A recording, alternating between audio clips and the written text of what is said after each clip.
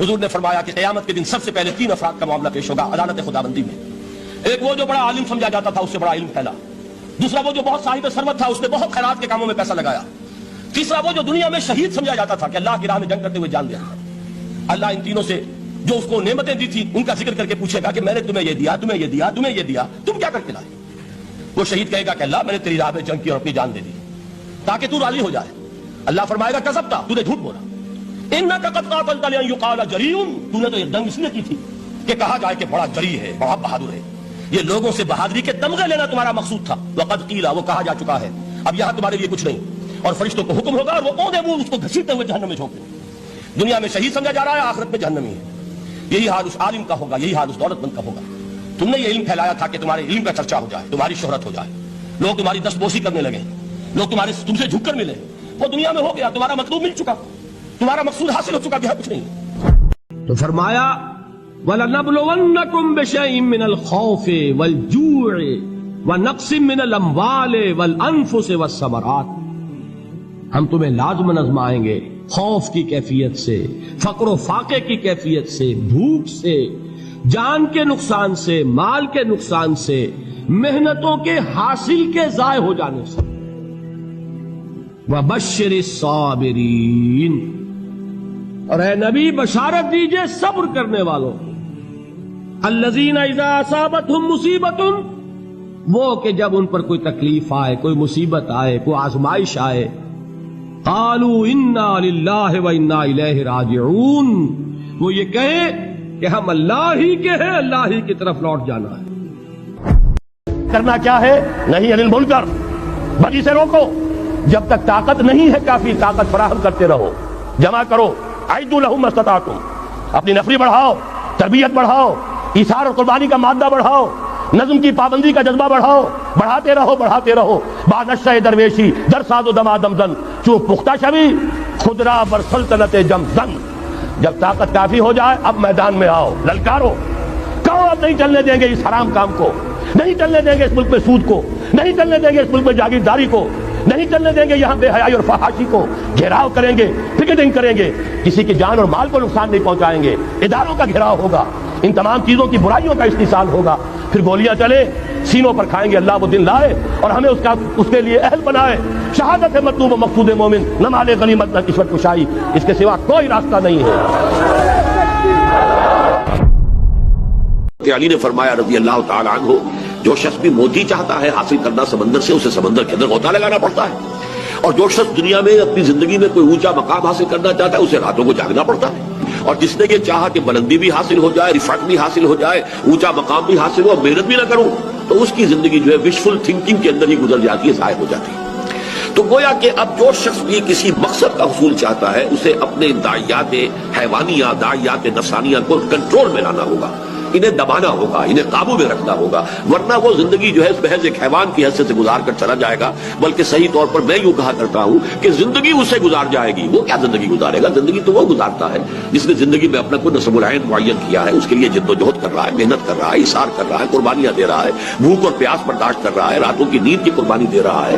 وہ شخص ہے اصل میں جو انسان کہلانے کے لائق ہے. قرآن مجید میں بھی سورہ اعراف میں جو فرمایا گیا، اولئک کالانعام بل هم اضل، وہ تو چوپایوں کے مانند ہیں بلکہ ان سے بھی گئے گزرے ہیں. اس لیے کہ چوپایوں کو تو پیدا ہی کیا گیا اس لیول پر، اور یہ انسان ہوتے ہوئے اسی لیول پر زندگی گزار رہا ہے، تو یہ اس سے بھی زیادہ کیا. اللہ اور بندے کے درمیان کوئی فصل نہیں ہے. فصل اگر ہے تو تمہاری اپنی خباثت ہے. اگر تمہاری نیت میں فساد ہے، حرام خوری تو کرنی ہی کرنی ہے، تو اب کس منہ سے اللہ سے دعا کرو گے؟ پھر جاؤ گے کسی پیر کے پاس، آپ دعا کر دیجیے. یہ نذرانہ حاضر ہے. یہ طریقہ کیا ہے؟ انسان کا نفس حائل ہے اور کوئی نہیں. ورنہ ہم تو مائل بے کرم ہیں، کوئی سائل ہی نہیں. راہ دکھنا ہے کسی رہنمی منزل ہی نہیں. کوئی پوپ نہیں، کوئی پنڈت نہیں، کوئی پادری نہیں، کوئی پیر نہیں، کوئی نہیں. جب چاہو اللہ سے ہم کلام ہو جاؤ. اس سے بڑا حق کیوں خالق و مخلوق میں حائل رہے پردے؟ پیران کنیسہ کو کنیسہ سے اٹھا دو. حضرت علی فرماتے ہیں کہ حضور نے ارشاد فرمایا، انہا ستکون فتنہ، ان قریب ایک بہت بڑا فتنہ رونما ہوگا. تو حضرت علی فرماتے ہیں کہ اس پر میں نے سوال کیا، قلت مل مخرج منہا یا رسول اللہ، اے اللہ کے رسول یہ بتائیے کہ اس فتنے سے نکلنے کا راستہ کون سا ہوگا. یہ بہت اہم نقطہ ہے کہ یہاں حضرت علی نے یہ نہیں پوچھا. اگر ہم ہوتے تو ہمارا تو معاملہ ہوتا ہے معلومات اور علمیات سے متعلق، ہم پوچھتے کب ہوگا، کیوں ہوگا، کدھر سے ہوگا، کیا ہوگا. یہ سارے سوالات جو ہیں کہ وہ فتنہ کب ہوگا، کدھر سے آئے گا، کیوں آئے گا، کیسے آئے گا، کیا اس کے حالات ہوں گے، کیا تفاصیل ہوں گی، یہ سب در حقیقت صرف یہ ساری چیزیں جو ہیں ان کا تعلق ہے معلومات سے. عملی مسئلہ کیا ہوتا ہے، اس سے نکلنے کا راستہ کون سا. لہذا حضرت علی نے یہ نہیں پوچھا فتنہ کب ہوگا، کدھر سے ہوگا، کیوں ہوگا، کیسے ہوگا، بلکہ جو عملی اعتبار سے اہم سوال تھا، مل مخرج منہا یا رسول اللہ، اے اللہ کے رسول یہ بتائیے اسے نکلنے کا راستہ کون سا ہوگا. مخرج آپ دیکھتے ہوں گے آج کل ہوائی جہازوں میں بھی لکھا ہوتا ہے، ایگزٹ جو ہوتا ہے، ایمرجنسی ایگزٹ، مخرج، نکلنے کا راستہ. تو حضور نے فرمایا کتاب اللہ، اس فتنے سے نکلنے کا راستہ اللہ کی کتاب ہے. آج اللہ ہماری دعائیں نہیں سنتا. 30 لاکھ جا کر حج کرتے ہیں، دنیا کے حالات میں کوئی ذرہ برابر فرق آتا ہے. اول تو حرام کی کمائی سے حج ہو رہا ہے، تو حج ہے ہی نہیں سرے سے. جو کچھ کرتے گئے تھے سودی کاروبار وہی آ کر دوبارہ شروع کر دیا. سرکاری ملازمت تو جو رشوت پہلے لے رہے تھے اس کے بعد آ کر شروع کر دیا. یہ کیا ہے؟ یہ تکذیب بالعمل ہے، جھٹلانا ہے.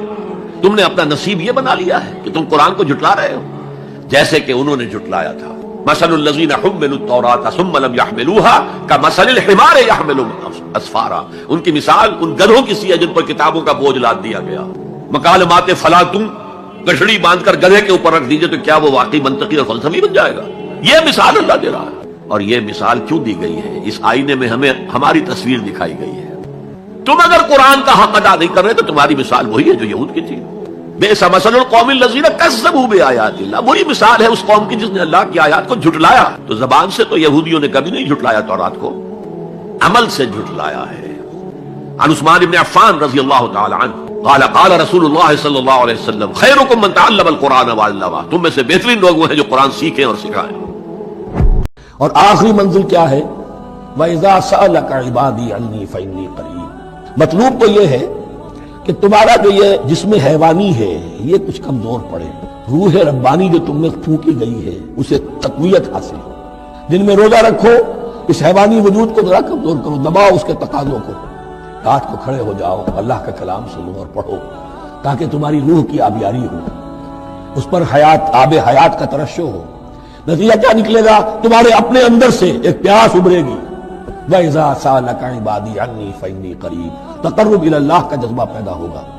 تو اے نبی جب میرے بندے، ایسے بندے آپ سے میرے بارے میں سوال کریں ان کو بتا دیجئے میں قریب ہوں، دور نہیں.